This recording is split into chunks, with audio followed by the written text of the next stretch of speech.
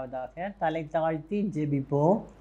எங்களை நேசிக்கிற எங்கள் அன்பின் தகப்பனே, இந்த வேலைக்காக நாங்கள் நன்றியோடு உம்மை துதிக்கிறோம் அப்பா. ஆண்டவரே, அடியாளை மறைத்து நீர் வெளிப்படும் உடைய வார்த்தை என்னும் மன்னாவினால் எங்களை நிரப்பியருளும் சுவாமி. அவைகளை கேட்டு அதன்படி நடக்கத்தக்கதான கிருபையை எங்களுக்கு தாரும். இம்மட்டும் உதவி செய்தீர், இனிமேலும் நீர் காக்க வல்லவராயிருக்கிறீரப்பா. ஆண்டவரே, இந்த கரங்களில் ஒப்பு கொடுக்கிறேன். இயேசுவின் இன்ப நாமத்தில் கெஞ்சி மன்றாடுகிறேன் பரம தகப்பனே, ஆமீன். இன்றைக்கு நான் எடுத்துக்கொண்ட தலைப்பு கர்த்தருக்கு பிரியம் என்ற தலைப்பில் நாம் தியானிப்போம். முதலாவது, யாரெல்லாம் வேதாகமத்தில் பிரியமாயிருந்தார்கள், கர்த்தருக்கு பிரியமாயிருந்தார்கள்? முதலாவது ஏனோக்கு. எபிரேயர் 11:5 என்ன சொல்லப்பட்டிருக்கு? ஏனோக்கு எடுத்துக்கொள்ளும் முன் தேவனுக்கு பிரியமானவன் என்று சாட்சி பெற்றான். தேவனுக்கு பிரியமானவன் என்று சாட்சி, அவன் எடுத்துக்கொள்ளும் முன்பாகவே அவன் சாட்சி பெற்றான். அவன் எத்தனை காலங்கள் வாழ்ந்தான், எப்படி வாழ்ந்தான் என்று நம்ம பார்க்கும்போது, ஆதியாகமம் 5ஆம் அதிகாரம் 21 முதல் 24 வசனங்களில் ஏனோக்கு 365 வருஷம் உயிரோடு இருந்தான். அதில் அவனுடைய 65வது வயதில் மெத்துசுலாவை பெற்றெடுத்தான். அதன் பின்பு 300 வருஷம் தேவனோடு சஞ்சரித்தான். அவன் தேவனோடு சஞ்சரித்து கொண்டு இருக்கும் பொழுதே அவன் எடுத்து கொள்ளப்பட்டான் என்று வேதம் சொல்கிறது. அவன் கர்த்தருக்கு பிரியமானவனாய் இருந்து அவரோடு கூட சஞ்சரித்தான். நாமும் தேவனோடு சஞ்சரிக்கும் பொழுது உலக பிரகாரமான காரியங்களை குறித்ததான சிந்தைகள் நமக்கு வராதபடி கர்த்தர் நம்மை காத்து கொள்வார். நாம் பரம ராஜ்யத்திற்குரிய பிள்ளைகளாக இருப்போம். அப்படிப்பட்ட ஒரு நிலையில் நாம் இருக்கும் பொழுது கர்த்தர் நம்மை மேலான பொக்கிஷமாக்கிய பரலோக ராஜ்யத்தையும் ஜீவ கிரீடத்தையும் நித்திய ஜீவனையும் நமக்கு கொடுக்கிறார். அடுத்தது சாமுவேல். சாமுவேல் எப்படிப்பட்டவன்னா, மனிதருக்கும் தேவனுக்கும் பிரியமாகி நடந்தான். அவன் சின்ன பிள்ளையாண்டானாக இருக்கும்போதே தேவாலயத்திலே கொண்டு விடப்பட்டான். அங்கே இருந்து அவன் வளர்ந்தான். கர்த்தருக்கும் மனுஷருக்கும் பிரியமாய் நடந்து கொண்டான். 1 சாமுவேல் 26வது வசனத்தின் பின்பகுதியில் சொல்லப்பட்டிருக்கு. சாமுவேல் என்னும் பிள்ளையாண்டான், பெரியவனாக வளர்ந்து கர்த்தருக்கும் மனுஷருக்கும் பிரியமாய் நடந்து கொண்டான். அவன் அந்த எருசலேம் பகுதி முழுவதும் தான் முதல் பேர்சபா வரைக்கும் அவன்தான் தீர்க்கதரிசியாக இருந்தான். அவன் காலத்தில் அவன்தான் தீர்க்கதரிசியாக இருந்தான். அப்புறம் அவன் உயிரோடு இருக்கும் நாளெல்லாம் இஸ்ரவேலை என்ன செய்தாரான்? நியாயம் விசாரிக்கிற நியாயாதிபதியாக இருந்தான். அவன் கர்த்தருக்கு பிரியமானவனாகவும் மனுஷருக்கு பிரியமானவனாக இருந்தபடியால் அவன் ஒரு தீர்க்கதரிசியாக இருந்தான், நியாயாதிபதியாக இருந்தான். அதன் பின்பு அவன் ஆசாரியனாகவும் இருந்தான். சவுல் என்பவன் தான் முதலாவது அரசனாக இஸ்ரவேலில் நியமிக்கப்பட்டான். அவன் தலையில் தைல குப்பியை எடுத்து அவன் தலையின் மேல் வார்த்து அவனை முத்தம் செய்து, உன்னை தம்முடைய சுதந்திரத்தின் மேல் தலைவனாக அபிஷேகம் பண்ணினார் என்று சொல்லி அவனை ராஜாவாக அபிஷேகம் பண்ணுகிறான். ராஜாவாக அதே போல சவுல் தவறு செய்யும்போது கர்த்தர் தாவீதை நியமித்தார். அப்போ தாவீதையும் அவன்தான் என்ன செய்தான்? அபிஷேகம் பண்ணினான். இது 1 சாமுவேல் 10ஆம் அதிகாரம் 1ஆம் வசனத்தில் அப்படியே தாவீதையும் அபிஷேகம் பண்ணினான். அப்போ அவன் என்ன இதெல்லாம் செய்திருக்கிறான்? தீர்க்கதரிசியாக இருந்திருக்கிறான், இஸ்ரவேலை நியாயம் விசாரிக்கும் நியாயாதிபதியாக இருந்திருக்கிறான், அப்புறம் ராஜாக்களை நியமிக்கும் ஆசாரியனாக இருந்திருக்கிறான். அப்போ அந்த கிருபைகளை அவன் தேவனோடு ஜீவித்து தேவனுக்கு பிரியமானவனாக இருந்ததால் இந்த காரியங்களை அவன் பெற்றுக்கொண்டான். அடுத்த 3வது யாருன்னா தாவீது. தாவீதை கர்த்தர் என்ன சொல்கிறார்? என் இருதயத்திற்கு ஏற்றவன் என்று சொல்கிறார். அவனை நேசிக்கிறார். அவனுக்கு விரோதமாக சவுல் எவ்வளவு தந்திரம் செய்து அவனை பிடிக்கணும்னு பார்த்தான். அவன் கடைசி வரைக்கும் அவனால் என்ன செய்ய முடியல? சவுலை பிடிக்கவும் முடியல, அவனை அழிக்கவும் முடியல. ஆனால் தாவீதுக்கு நிறைய தடவை சவுலை பிடிக்கிறதுக்கு நிறைய தடவை தருணங்கள் கொடுக்கப்பட்டது. ஆனால் தாவீது என்ன சொன்னால், அவன் தேவனால் அபிஷேகம் பண்ணப்பட்டவன், அவன் மீது என் கையை போடலாகாது என்பதில் அவன் ரொம்ப கவனமாக இருந்தான்.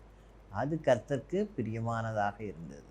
அப்படி தாவீதின் மீது கர்த்தர் பிரியமாய் இருந்தபடியால் அவன் என் இருதயத்திற்கு ஏற்றவன் என்று சொல்கிறார். அப்புறம் பார்த்திங்கன்னா, அவன் சவுல் ஓயாமல் நம்மளை விரட்டிக்கிட்டே வாரானேன்னு சொல்லி கடைசியில் எங்கே போய் சேர்ந்துட்டான், அவர்களுடைய எதிரிகளாகிய பெலிஸ்தர் படையில் போய் சேர்ந்துக்கிட்டான்.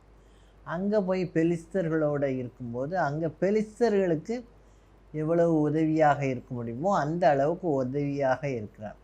அந்த சமயத்தில் இஸ்ரவேலர் பெலிஸ்தரோடு போரிட வருகிறார். அப்போது அந்த படைத்தலைவன் அவன்கிட்ட படை வீரனான ஆகீஸ் என்பவன் தாவீதர் இடத்துல 1 சாமுவேல் 29:9 என்ன சொல்கிறான் பாருங்க, தேவனுடைய தூதனை போல என் பார்வைக்கு நீ பிரியமானவன் என்று அவன் கூறி இஸ்ரவேலின் அரசனாக தேவனுக்கு பிரியமானவனாகவும் மாறினான்.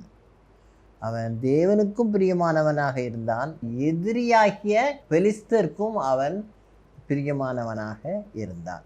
அதனால் கர்த்தர் அவனை அதிகமாக என்ன செய்தார், உயர்த்தினார். எல்லா சமஸ்தத்துக்கும் எங்கே போய் சண்டை போட்டாலும் அந்த சிலையை அவன் தோற்கடித்து கர்த்தர் அவனுக்காக யுத்தம் பண்ணி அவனை வெற்றி சிறக்க பண்ணி நிறைய பகுதிகளை இஸ்ரவேலர் ஆளும்படியாக கர்த்தர் கிருபை செய்தார்.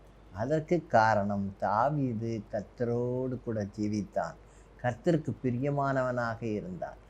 கர்த்தருக்கு பிரியமானவர்களாக நாம் இருந்தால் நமக்கு விரோதமாக உருவாக்கப்படும் எந்த ஆயுதமும் என்ன செய்யாது, வாய்க்காதே போகும்.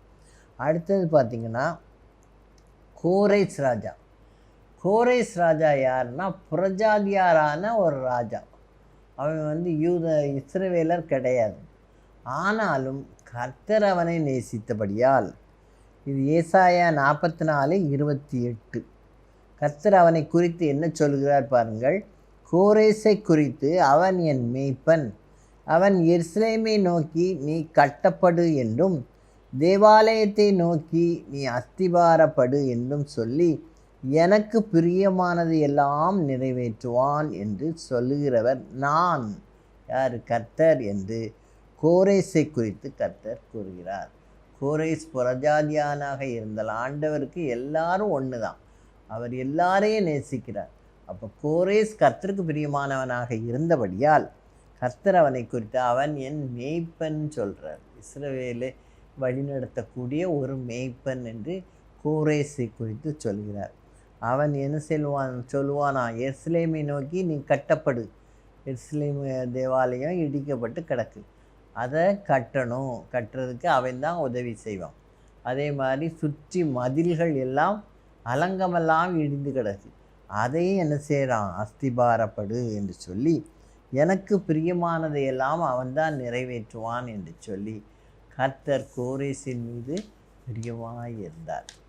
அடுத்தாப்புல தானியேல் 9ஆம் அதிகாரம் 21 முதல் 23 வசனங்களில் தானியேல் எப்படிப்பட்டவன் என்று சொல்லப்பட்டிருக்கிறது.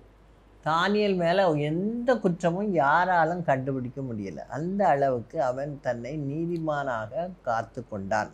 அதனால் கர்த்தர் தானியேல் மீது பிரியமாக இருந்தார். அவன் ஜெபம் பண்ணி கொண்டு இருக்கையில் காபிரியேல் என்னும் தூதன் வேகமாக பறந்து 23ஆம் வசனத்தில் என்ன சொல்கிறான் பாரு, நீ மிகவும் பிரியமானவன், ஆதலால் நீ வேண்டிக் கொள்ள தொடங்கின போதே கட்டளை வெளிப்பட்டது. தானியேல் 9:23 சொல்கிறார், வேண்டிக் கொள்ள தொடங்கின போதே கட்டளை வானத்திலிருந்து வெளிப்பட்டது. ஏன்னா ஆண்டவருக்கு எல்லாம் தெரியும், எதை கேட்பான், எதை கேட்டாமே. இஸ்ரவேல் ஜனங்கள் பாபிலோனில் அடிமையாக இருக்கிறார்கள், இது நின்று அவர்களுக்கு ஒரு விடுதலை, 70 ஆண்டுகள் அங்கே இருப்பார்கள் என்று எரேமியா தீர்க்கதரிசியின் மூலமாக சொல்லப்பட்டது.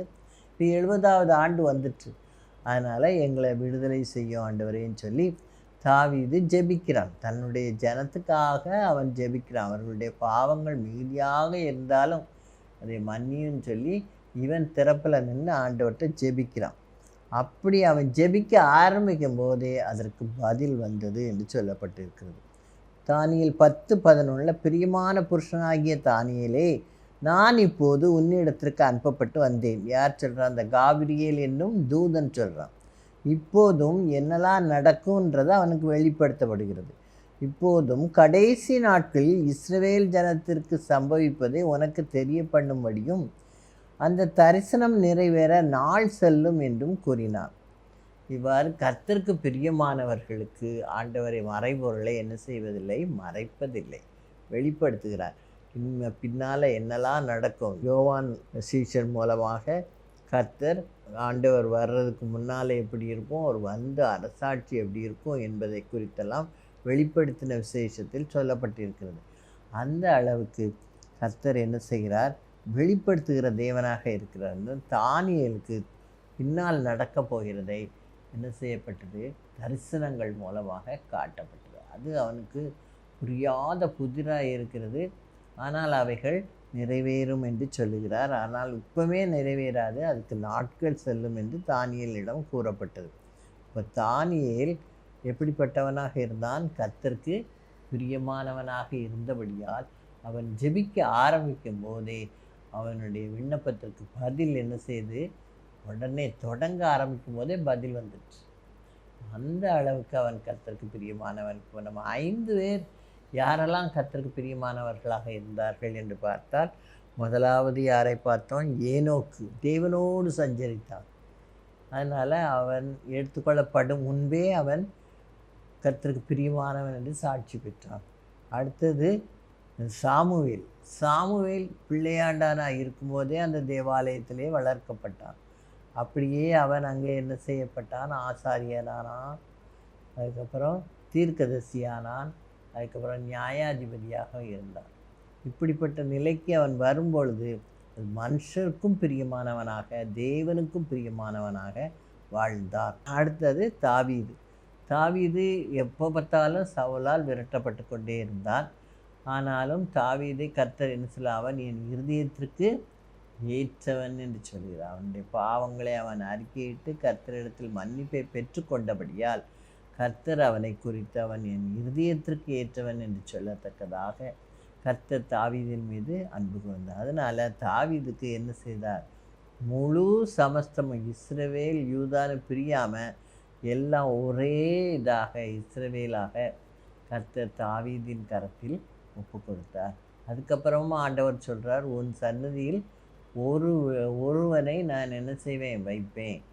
அவர்கள் என்னுடைய பிள்ளைகளாக இருக்கும் வரைக்கும் அந்த காரியங்கள் இஸ்ரவேலில் நடைபெறும் என்று சொன்னார். ஆனால் அந்த மக்கள் என்ன செய்யவில்லை? என்னையன்றி உங்களுக்கு வேறே தேவர்கள் வேண்டாம்னு சொன்னார்.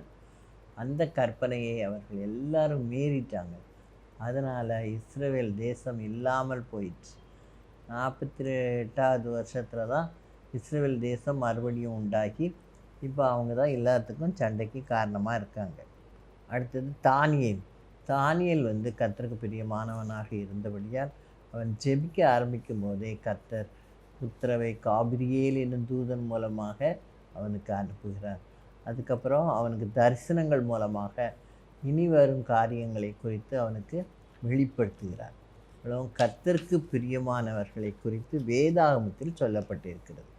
எப்படிப்பட்டவர்கள் மேல் கர்த்தர் பிரியமாயிருக்கிறார் என்று பார்த்தால், சங்கீதம் 147:11 தமக்கு பயந்து தமது கிருபைக்கு காத்திருக்கிறவர்கள் மேல் கர்த்தர் பிரியமாயிருக்கிறார். கர்த்தருடைய கிருபை நமக்கு இல்லைன்னு சொன்னால் நம்ம உலகத்தில் வாழவே முடியாது. அவருடைய கிருபை பெரிது. அந்த கிருபை நமக்கு வேணும்னு சொல்லி நம்ம அவருடைய சமூகத்தில் நாம் காத்திருக்க வேண்டும். காலைதோறும் அது கிருபை பெரிது. அந்த கிருபையை நாம் பெற்றுக்கொள்ளணும். தேவ சமூகத்தில் இருந்து, ஆண்டவரே இந்த கிருபையை எங்களுக்கு தாருமையா, நாங்கள் வழி விலகி போகாதபடி நாள் முழுவதும் எங்களை காத்துக்கொள்ளுன்னு சொல்லி நம்ம கேட்போம். ஆனால் கர்த்தர் நம்ம என்ன செய்வார்? காத்துக்கொள்வார். அதுபோல் யோபுவை நீங்கள் நினச்சி பார்த்தீங்கன்னா, அவன் கர்த்தருக்கு அவன் தன் வாயினால் பாவம் செய்யவில்லை. அவன் உதடுகளினால் கர்த்தரை குறித்து தவறாக எதுவும் பேசவில்லை. கர்த்தர் கொடுத்தார், கர்த்தர் எடுத்தார், கர்த்தருடைய நாமத்திற்கு சோஸ்திரம் என்று சொல்லி தைரியமாக சொன்னார். அந்த அளவுக்கு அவனுக்கு கர்த்தரோடு உள்ள விசுவாசம், தைரியம், கர்த்தர் நம்மளை காத்துக்கொள்வார் என்ற ஒரு நம்பிக்கை அவனுக்கு இருந்தது. அதனால் அவன் தைரியமாக சொல்லுகிறான். அப்படி அவன் கர்த்தருக்கு பிரியமானவனாக இருந்தபடியால் அவனுடைய நண்பர்கள்லாம் வந்து கொஞ்ச நாள் அவனுடைய துக்கம் மகா கொடியதுன்னு பேசாமல் இருந்தாங்க. அதுக்கப்புறம் இந்த துக்கம் ஏற்படுவதற்கெல்லாம் காரணம் யோபு தான் சொல்கிறாங்க. ஆனாலும் அவன் என்ன சொன்னான், என்னை குறித்து சாட்சி சொல்கிறவர் உன்னதத்தில் இருக்கிறார், அவர் கண்டிப்பாக என்னை குறித்து சாட்சி சொல்வார்னு சொல்லுவான். சொல்லி தன்னுடைய நண்பர்களுக்காக அவன் திறப்பில் நின்று கர்த்தரிடத்தில் ஜெபிக்கிறான்.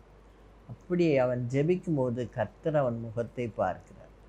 அதனால் அவன் தன் நண்பர்களுக்காக ஜெபித்த போது அவன் சிறையிருப்பை கர்த்தர் மாற்றினார் என்று வேதம் சொல்கிறது. அவன் கர்த்தருக்கு பிரியமானவனாக இருந்து கர்த்தர் விரும்புகிறபடி அவன் வாழ்ந்தபடியால் அவன் பெரிய பணக்காரன், கர்த்தருக்கு பயந்து பொல்லாப்புக்கு விலகி செல்கிற ஒரு பரிசுத்தவான். அப்படி இருந்தபடியானால் கர்த்தர் அவன் இழந்த எல்லாவற்றையும் அவனுக்கு ரெண்டத்தனையாய் திரும்ப கொடுக்கிறவராய் இருக்கிறார். அடுத்தாப்புல சங்கீதம் 37:23 என்ன சொல்லுதுன்னா, நல்ல மனுஷனுடைய நடைகள் கர்த்தரால் உறுதிப்படும், அவனுடைய வழியின் மேல் அவர் பிரியமாய் இருக்கிறார். நல்ல மனுஷன்னா நீதிமான். நீதிமான்களுடைய வழியை கர்த்தர் அறிந்திருக்கிறார். அவர்களுடைய வழியின் மேல் அவர் என்ன செய்கிறார், பிரியமாய் இருக்கிறார். இதுக்கு நம்ம கொர்நேலியுவை குறித்து அந்த ஊர் மக்கள் எல்லாரும் சாட்சி சொல்கிறார்கள். அப்போஸ்தலர் 10:22 எப்படி சொல்கிறாங்க, நீதிமானும் தேவனுக்கு பயப்படுகிறவரும் யூத ஜனங்கள் எல்லாராலும் நல்லவன் என்று சாட்சி பெற்றவருமாய் இருந்தான். அவன் இருக்கிற இடத்துல அவன் வந்து இத்தாலி பட்டாளத்துக்கு அதிபதியாக இருக்கிறான். அவன் இருக்கிற இடத்துல அவன் எல்லாராலும் என்ன செய்கிறான், நல்லவன் என்று சாட்சி பெற்றான். கொடூரமானவன், பொல்லாதவன் என்று சாட்சி பெறாமல் எல்லாராலும் நல்லவன் என்று யூத ஜனங்களும் சொன்னாங்க, அவனுடைய ஜனங்களும் சொன்னாங்க. அவன் எல்லாராலும் நல்லவன் என்று சாட்சி பெற்றான். அப்படி நல்ல மனுஷனுடைய நடைகள் கர்த்தரால் உறுதிப்படும், அவன் வழியின் மேல் அவர் பிரியமாய் இருக்கிறார். மூணாவது, செம்மையானவர்களின் ஜெபமோ அவருக்கு பிரியும். நம்ம இப்போ தான் பார்த்தோம், தானியேல் ஜெபிக்க ஆரம்பிக்கும் போதே அவனுக்கு பதில் வருது. அப்போ அவன் செம்மையானவனாக இருந்தான். செம்மையானவர்களின் ஜெபமோ அவருக்கு பிரியமாக இருக்கிறது. அடுத்தாப்புல 2 கொரிந்தியர் 9:7 இது எல்லாருக்கும் தெரிஞ்சதுதான். உற்சாகமாய் கொடுக்கிறவனிடத்தில் கர்த்தர் பிரியமாய் இருக்கிறார். கர்த்தருக்கு கொடுக்க காணிக்கை நாம் உதாரத்துவமாய் உற்சாகமாய் கொடுக்க வேண்டும். விசனமாயும் அல்ல, கட்டாயமாயும் அல்ல. அவனவன் விருப்பத்தின்படி கர்த்தருக்கு கொடுக்க வேண்டும். கர்த்தருக்கு கொடுக்குறோம், ஏழைக்கு இறங்குகிறவன் கர்த்தருக்கு கடன் கொடுக்குறோம். அதாவது கஷ்டப்பட்டவங்களுக்கு நம்ம செய்யும்போது உதாரத்துவமாய் செய்கிறவர்களாக இருக்க வேண்டும். இந்த கொர்நேலியை குறித்து அப்படித்தான் சொல்லப்பட்டிருக்கிறது. அவன் எப்படிப்பட்டவனா, கொர்நேலியு இத்தாலிய பட்டாளத்து நூற்றுக்கதிபதி. அவன் செய்த தான தர்மங்களும் ஜபங்களும் தேவனுக்கு நினைப்பூட்டுதலாக அவர் சந்நிதியில் வந்து எட்டியிருக்கிறது. அவன் மேல் கர்த்தர் பிரியமாய் இருந்தபடியால் கர்த்தர் அவனை பேதுருவை அனுப்பி, தம்முடைய சீஷனை அனுப்பி அவனுக்கு போதித்து பரலோக ராஜ்யத்தின் காரியங்களை அவனுக்கு வெளிப்படுத்துன்னு சொல்லி அனுப்புகிறார். அவன் அந்த வீட்டுக்கு போனால் அங்கே வீட்டார் அனைவரோட பேதுருவுக்காக காத்திருக்காங்க. அங்கே போய் அவன் சுவிசேஷத்தை சொல்லி கொண்டு பிரசங்கம் பண்ணி கொண்டிருக்கும் போதே அங்கு கூடியிருந்த மக்கள் எல்லாரும் பரிசுத்தாவினால் நிரப்பப்பட்டு, எப்படி சீஷர்கள் அந்த தனி அறையில் இருந்து ஜெபிக்கும்போது எப்படி பரிசுத்தாவினால் நிரப்பப்பட்டார்களோ, அதுபோல் இந்த மக்களும் பரிசுத்தாவினால் நிரப்பப்பட்டு பல பாஷைகளை பேசினார்கள். இதை கண்ட பேதுருவோடு கூட வந்த யூதர்கள் எல்லாரும் பார்த்து, பிரஜாதியார் மேலும் தேவனுடைய ஆவி பொழிந்திருளப்படுகிறதுன்னு பார்த்து அதை பார்த்து பிரமித்தார்களாம். பிறகு அந்த மக்கள் எல்லாருக்கும் என்ன செய்தான், ஞானஸ்நானம் கொடுத்து அவர்களை கிறிஸ்துவின் மந்தையில் சேர்த்தார். அப்போ உற்சாகமாய் நம்ம கொடுக்கும்போது கர்த்தர் நம்முடைய காரியங்களை எல்லாம் என்ன செய்கிறார், அவருக்கு பிரியமானதாக மாற்றுகிறார். நாம் கர்த்தருடைய பிள்ளைகளாக மாறுவதற்கு கர்த்தர் தருணங்களையும் சமயங்களையும் நமக்கு கொடுத்து நம்மை பரிசுத்தப்படுத்தி அவருடைய ராஜ்யத்திற்குரிய பிள்ளைகளாக மாற்றுகிறார். அடுத்தது பார்த்திங்கன்னா எபிரேயர் 13:16, நன்மை செய்யவும் தான தர்மம் பண்ணவும் மறவாதிருங்கள், இப்படிப்பட்ட பலிகளின் மேல் தேவன் பிரியமாயிருக்கிறார். நம்ம தான தர்மம் பண்ணவோ நன்மை செய்யவோ மறக்கக்கூடாது. அது தேவனுக்கு பிரியமான பலிகள். அப்புறம் விசுவாசம் உள்ளவர்களாய் இருப்பது கர்த்தருக்கு பிரியமானது. விசுவாசம் இல்லாமல் தேவனுக்கு பிரியமாய் இருப்பது கூடாத காரியம். இது எபிரேயர் 11:6 கொடுக்கப்பட்டிருக்கிறது. விசுவாசத்தினாலே ஆபிரகாம் கல்தேயர் தேசத்தை விட்டு புறப்பட்டு போன்னு சொன்ன உடனே அவன் தன் மனைவி சேர்ந்து அந்த இடத்த விட்டு என்ன செய்கிறான், ஆண்டவர் சொன்ன வார்த்தைக்கு கீழ்ப்படிந்து எங்கே போனோம் ஏது போகணுன்னு கூட கேட்கல, நீ புறப்பட்டு போன்னு சொன்ன உடனே அவன் என்ன செஞ்சான், புறப்பட்டு போனான். அப்படி அவன் போனதுனால போகும் இடம் என்னதென்று தெரியாமலே அவன் புறப்பட்டு போனான். இது எபிரேயர் 11:8-9 விசுவாசத்தினாலே அந்த தேசத்தில் சஞ்சரித்து ஈசாக்கோடும் யாக்கோபோடும் கூடாரங்களில் அவன் அமைதியாக குடியிருந்தான். ஆண்டவர் கூட்டிகிட்டு போனதுனால அவனுக்கு எந்த பிரச்சனையும் வராமல் அவன் சமாதானத்தோடு அந்த இடத்தில் வாழ கர்த்தர் கிருபை செய்தார். அப்படி நம்ம விசுவாசம் உள்ளவர்களாக இருக்கும் பொழுது, விசுவாசமுள்ள சந்ததிகளாக நம்முடைய சந்ததிகள் இருந்தாலும் கர்த்தர் நமது மீது பிரியமாயிருக்கிறார். விசுவாசம் உள்ளவர்கள் மேல் கர்த்தர் பிரியமாயிருக்கிறார். நம்ம தான தர்மம் பண்ணவும் என்ன செய்யக்கூடாது, மறக்கக்கூடாது. நன்மை செய்யவும் மறக்கக்கூடாது. அப்படி இருந்தால் கர்த்தர் நம்முடைய பலிகளின் மேல் பிரியமாயிருக்கிறார். எதிலெல்லாம் கர்த்தர் பிரியமாயிருக்கிறான்னு பார்த்தோம். தமக்கு பயந்து தமது கிருபைக்கு காத்திருக்கிறவர்கள் மேல் கர்த்தர் பிரியமாயிருக்கிறார். யோபுவை குறித்து நம்ம பார்த்தோம். யோபு அப்படியே கர்த்தருக்கு பிரியமானவனாக இருந்தார். அடுத்தது நல்ல மனுஷனுடைய நடைகள் கர்த்தரால் உறுதிப்படும், அவனுடைய வழியின் மேல் அவர் பிரியமாயிருக்கிறார். இது கொர்நேலியனுடைய வழியின் மேலே கர்த்தர் பிரியமாயிருந்து அவன் குடும்பத்தினரை கிறிஸ்துவண்டை வழி நடத்தி அவர்களை அவருடைய மந்தையில் சேர்க்கிறார். பரிசுத்த ஆவியின் அபிஷேகத்தையும் கொடுத்து அவர்களை தம்முடைய மந்தையில் சேர்க்கிறார். அடுத்தாப்புல செம்மையானவர்களின் ஜபமோ கர்த்தருக்கு பிரியமாயிருக்கும். நல்ல ஆண்டவர் சொல்லியிருக்கார் இல்லையா, பாவ சிந்தை நம்முடைய பாவங்கள் அவருடைய நீதியை தடை செய்கிறது. ஏன் நம்ம பாவங்களே நம்முடைய ஜபம் மேலே போக விடாதபடி தடுக்கும். ஏன் உள்ளத்தில் பாவம் இருக்குமானால் கர்த்தர் நம்முடைய ஜபத்தை கேளார். அதனால் உள்ளத்தில் எப்படிப்பட்டவர்களாக இருக்கணும், செம்மையானவர்களாக இருக்க வேண்டும். அதுதான் தானியேலை குறித்து நம்ம வாசிக்கும்போது தானியேலிடத்தில் எந்த குற்றமும் அவனுடைய அதிகாரிகளால் கண்டுபிடிக்க முடியவில்லை. அந்த அளவுக்கு அவன் செம்மையானவனாக இருந்தான். அதனால் அவன் ஜெபம் பண்ண ஆரம்பிக்கும் போதே அவனுக்கு பதில் வருகிறது. அடுத்தாப்புல உற்சாகமாய் கொடுக்கிறவனிடத்தில் கர்த்தர் பிரியமாக இருக்கிறார். நம்ம கர்த்தருக்கு செய்யும்போது உற்சாகமாக செய்கிறவர்களாக காணப்பட வேண்டும். அப்புறம் நன்மை செய்யவும் தான தர்மம் பண்ணவும் மறக்கக்கூடாது. இப்படிப்பட்ட பலிகளின் மீது கர்த்தர் பிரியமாக இருக்கிறார். நாம் விசுவாசம் உள்ளவர்களாக இருக்க வேண்டும். அப்பொழுது கர்த்தர் நம்மை சமாதானத்தோடும் சந்தோஷத்தோடும் வாழும்படியான கிருபையை கொடுப்பார். அடுத்தது நாம் எதிலெல்லாம் பிரியமாய் இருக்க வேண்டும். தேவன் மேலே நமக்கு பிரியம் இருக்கணும். யோபு 34:9 என்ன சொல்லப்பட்டிருக்குன்னா, தேவன் மேல் பிரியம் வைத்து செயல்பட்டால் நாம் என்ன செய்வோம், பாவத்துக்கு விலகி ஜீவிப்போம். தேவனுக்கு இது பிரியம் இல்லை அப்படின்னு நம்ம உள்ளத்திலே பேசுகிற மாதிரி இருக்கும்.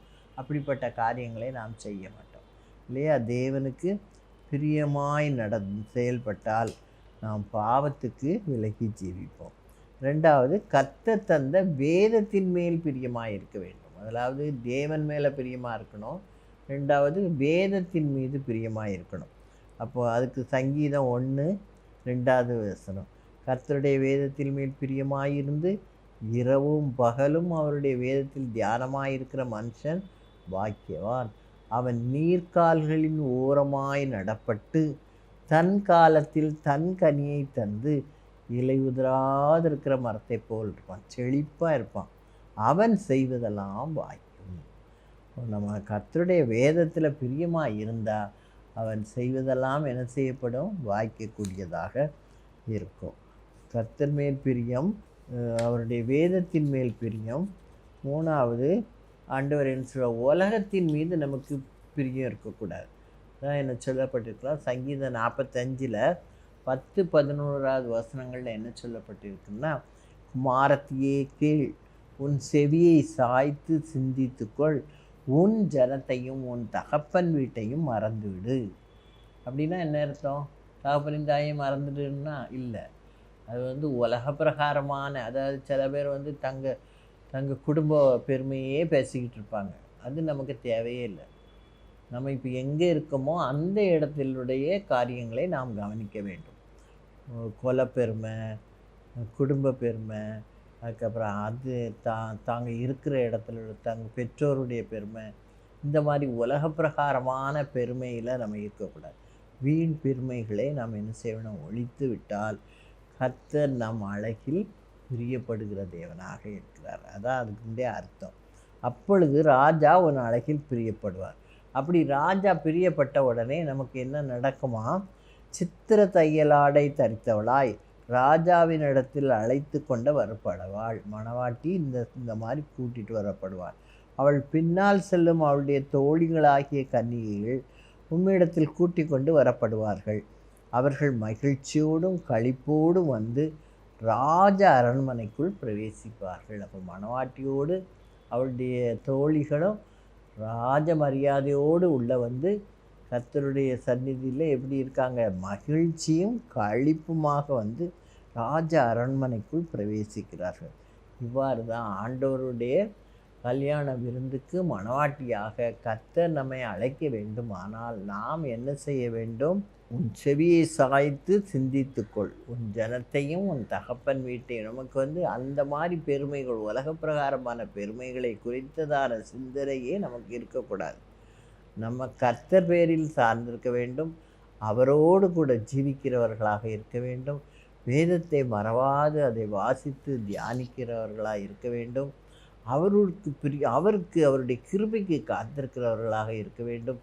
இப்படிலாம் நம்ம இருந்தால் கர்த்தர் நம் மீது பிரியப்பட்டு நம்மை தன்னுடைய மணவாட்டியாக தெரிந்து கொண்டு நமக்கு அந்த கல்யாண வஸ்திரங்களாகிய சித்திர தையலாடைகளை நமக்கு உடுத்துவித்து நமக்கு தாதிமார்களை கொடுத்து அரண்மனைக்கு அழைத்து செல்வார். அப்போ அந்த கிருபையை நாம் பெற்றுக்கொள்ள வேண்டுமானால் பெண்களாகிய நாம் கர்த்தருக்கு பிரியமானதை செய்கிறவர்களாக, அவரோடு கூட ஜீவிக்கிறவர்களாக இருக்க வேண்டும். அடுத்ததாக ஞானத்தை சம்பாதி. இது நீதிமொழிகளில் ஞானம் நிறைய கொடுக்கப்பட்டிருக்கு. அதில் 4ஆம் அதிகாரம் 5ம் 6ம். ஞானத்தை சம்பாதி, புத்தியையும் சம்பாதி, என் வாயின் வார்த்தைகளை மறவாமலும் விட்டு விலகாமலும் இரு, அதை விடாதே, அது உன்னை தற்காக்கும், அதன் மேல் பிரியமாயிரு, அது உன்னை காத்து கொள்ளும். ஞானத்தை சம்பாதித்து அதன்படி நடந்தால் மேலான காரியங்களை நாம் என்ன செய்யலாம், சந்திக்கலாம். கடைசியாக வீண் சிந்தனைகளை வெறுத்து உமது வேதத்தில் பிரியப்படுகிறேன். வீணான சிந்தனை, இப்படி நடந்துருமா அப்படி நடந்துருமான்னு தேவையில்லாத இதை நாம் சிந்தித்து அவருடைய வேதத்தை வாசிக்கிறதையே என்ன செய்கிறோம், மறந்துடும். அப்படி நம்ம வேதத்தில் வீண் சிந்தனைகளை வெறுத்து வேதத்தின் மீது பிரியமாக இருந்தால், இது 119ஆம் சங்கீதம் 105ஆம் வசனத்தில் என்ன சொல்லப்பட்டிருக்குது, உம்முடைய வசனம் என் கால்களுக்கு தீபமும் என் பாதைக்கு வெளிச்சமுமாய் இருக்கிறது என்று சொல்லப்பட்டிருக்கிறது. அதனால் இந்த காரியங்களை நாம் பெற்றுக்கொள்வோம். இப்போ 3 தலைப்பில் நம்ம பார்த்தோம். தேவனுக்கு பிரியமானவர்களாக வேதாகமத்தில் யாரையெல்லாம் கொடுக்கப்பட்டிருக்கு. ஏனோக்கு, சாமுவேல், தாவீது, கோரேஸ் ராஜா, தானியேல். அதுமாதிரி கர்த்தர் எப்படிப்பட்டவர்கள் மேல் பிரியம் வைத்தார் என்று நம்ம பார்க்கும்போது, அவருடைய கிருபைக்கு காத்திருக்கிறவர்கள் மேல் பிரியம் வைத்தார். நல்ல மனுஷனுடைய வழிகள் மேல் பிரியம் வைத்தார். செம்மையானவர்களின் ஜபத்தில் கர்த்தர் பிரியம் வைத்தார். உற்சாகமாய் கர்த்தருக்கு கொடுக்கிறவர்கள் மேல் பிரியம் வைத்தார். கர்த்தர் மேல் விசுவாசம் உள்ளவர்களாய் கர்த்தர் இருப்பவர்கள் மேல் கர்த்தர் பிரியம் வைத்தார். அப்புறம் இப்படி நாம் எதிரெல்லாம் பிரியமாய் இருக்க வேண்டும். தேவன் மேல் பிரியமாய் இருக்க வேண்டும். அவருடைய வசனத்தின் மேல் பிரியமாய் இருக்க வேண்டும். அவருடைய வார்த்தைக்கு செவிசாய்த்து வீண் பெருமைகளை மறந்து கர்த்தருக்கு பிரியமானவர்களாய் மாற வேண்டும். அப்புறம் ஞானத்தை சம்பாதித்து அதன் மேல் பிரியமாக இருக்க வேண்டும். வீண் சிந்தனைகளை விட்டு வேத வசனத்தின் மேல் சார்ந்து வாழ வேண்டும். இப்படிலாம் நம்ம இருந்தால் நாம் கர்த்தருக்கு பிரியமானவர்களாக இருப்போம். இந்த பிரியம் என்ற தலைப்பில் 3 பிரிவுகளாக பார்த்தோம். வேதத்தில் யாரெல்லாம் கர்த்தருக்கு பிரியமானவர்களாக இருந்தார்கள், எப்படிப்பட்டவர்கள் மேல் கர்த்தர் பிரியமாக வைப்பார், நாம் எதிலெல்லாம் பிரியம் வைக்க வேண்டும் என்பதை குறித்து நாம் தியானித்தோம். தேவன் தாமே இந்த வார்த்தைகளை நமக்கு ஆசீர்வதித்து கொடுப்பாராக. தலை தாழ்த்தி ஜெபிப்போம். எங்களை நேசிக்கிற எங்கள் அன்பின் தகப்பனே, இந்த வேலைக்காக நாங்கள் நன்றியோடு உம்மை துதிக்கிறோம், உம்மை சோதரிக்கிறோம். அப்பா, நீர் கொடுத்த இந்த வாக்கு தத்துவங்களுக்காக நாங்கள் நன்றி செலுத்துகிறோம். உமது பேரில் பிரியமாய் இருக்கத்தக்கதான நல்ல கிருபைகளை எங்களுக்கு தாரும் சுவாமி. உம்முடைய கிருபைக்கு நாங்கள் காத்திருந்த அதிகாலையிலே உம்மை நோக்கி பார்க்கும் பொழுது நீரே உமது கிருபையை எங்களுக்கு தருகிறீரப்பா. உம்முடைய கிருபைக்கு காத்திருக்கலுமே நீர் பிரியமாய் இருக்கிறீர் சுவாமி. ஆண்டவரே, உம்முடைய சித்தத்தை நிறைவேற்றுகிறவர்களாய் நாங்கள் இருக்கும்போது உமக்கு பிரியமானவர்களாய் இருக்கிறோம். கர்த்தாவே, விசுவாசத்தோடு உம்மை பின்பற்றி வரும்பொழுது நீர் எங்களுக்கு தேவையான வேளையிலே கொடுத்து எங்களை வழிநடத்துகிற தேவனாய் இருக்கிறீரப்பா. உம்முடைய வேதத்தை மறவாதபடி அதன்படி நடக்கிறவர்களாய் நாங்கள் இருக்கும்போது எங்களை வழிநடத்துகிறீரப்பா. ஞானத்தை சம்பாதித்து அதன்படி நடக்கிறவர்களாய் காணப்பட வேண்டும் சுவாமி. இயேசுவே, நாங்கள் உமக்கு பிரியமில்லாத எந்த வகையிலும் செல்லாதபடி ஆண்டவரை உற்சாகமாய் உமக்கு கொடுக்கிறவர்களாய் காணப்பட வேண்டும் சுவாமி. தான தர்மங்களை கர்த்தாவே உம்முடைய சந்நிதியில் வந்து எட்டும்படியாக நாங்கள் செய்ய எங்களுக்கு கிருபை தாரும் கர்த்தாவே. ஆண்டவரே, இந்த செய்தி ஒவ்வொருடைய உள்ளங்களையும் உயிர்ப்பிக்கத்தக்கதாக நீ கிருபை செய்யும். இயேசுவே, ஆசீர்வதியும் கர்த்தாவே, ஆசீர்வதியும் அப்பா. கிராஸ் டிவிக்காக ஜெபிக்கிறோம். அதற்கு நடத்துகிறவர்கள், அதற்கென்று உழைக்கிறவர்கள், அது செயல்படுகிறவர்கள் எல்லாரையும் நீர் காத்து கொள்ளும். இயேசுவின் இன்ப நாமத்தில் கெஞ்சி மன்றாடுகிறோம் பரம தகப்பனே, ஆமீன். இதுவரைக்கும் பிரியம் என்ற தலைப்பில் தியானித்தோம். தேவன் தாமே இந்த வார்த்தைகள் ஒவ்வொன்றையும் நமக்கு ஆசீர்வதித்து கொடுப்பாராக. God bless you all.